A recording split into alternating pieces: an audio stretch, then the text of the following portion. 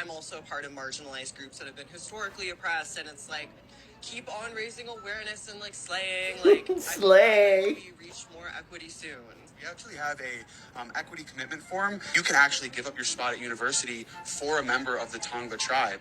Is this something that you'd be willing to do for this underrepresented, underprivileged community? Honestly, no, but I hope somebody else does. That's great. Rules for thee, but not for me. Welcome to socialism.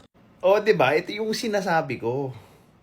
Na gusto ng mga yan, yung mga pa-white knights na yan, ng mga human rights defender kuno na yan, na umangat yung buhay ng mga tao.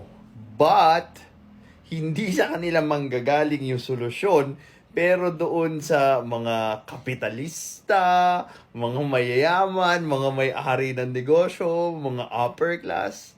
So, entitled sila doon sa pinagpaguran nung mga napagtagumpayan ng mga tao yung buhay nila, kasi nga gusto nilang mag-feel good doon sa pagtulong ng mga bagay na wala naman sila. Gusto nila ng perfect society, gusto nilang mawala ang oppression by slaying. Pero sa pamamaraang ang gagastos at ang magtatrabaho, yung middle class hanggang upper class. Isn't that crazy? This is Pinoy Extreme.